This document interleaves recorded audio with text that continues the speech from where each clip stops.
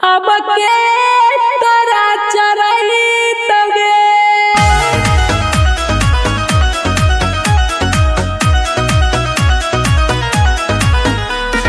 कैसे बतैयो भैया कौन हाल रे। कैसे बतैयो भैया कौन हाल रे। लगा हो करोड़ों के होला नुकसान रे। लगा हो जितना मेहनत के हो सब नुकसान रे। कैसे बतैयो भैया कौन हाल रे। लगा हो करोड़ों के होला नुकसान रे। धोखा दे के गेल छौरी छैतरी आगे मोटा की गे भैसिया अब के तोरा चरही तगे जहाँ जाई गे भैसिया देवे परतौ। जहाँ जाई गे भैसिया देवे परतौ। बिना देले गे तोरा ना रखबे कतौ। बिना देले गे तोरा ना रखबे कतौ।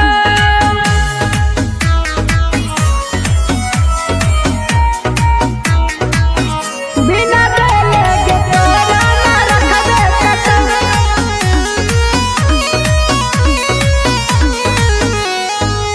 अपना भाई से चरवा के भैसिया छोड़ के चालल जाहिगे दूसरा या बगधवा गरतौ।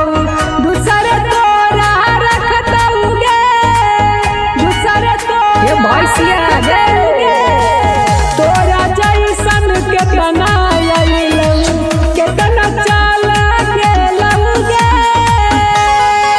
आगे मोटा की गे मोटा की आगे हनहि तुगे छीनरी।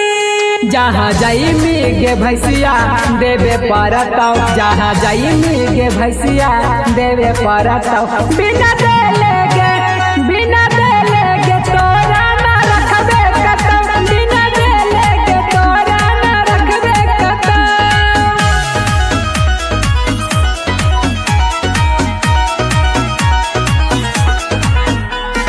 बिना देले गे तोरा ना रखबे कतौ।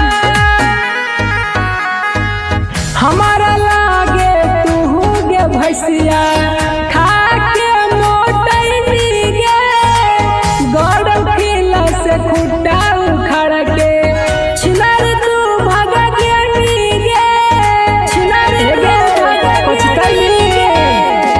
छोटा से बड़ा कैलका भैया खेसारी के तू फंसा देनी गे। होंगे भैसिया तू रोटी होनी गे भैसिया। जहाँ जाई गे भैसिया देवे परतौ। जहाँ जाई गे भैसिया देवे परतौ। बिना देले गे तोरा ना रखबे कतौ। बिना देले गे तोरा ना रखबे कतौ। जो एक कजली मारा के राजा हो जो।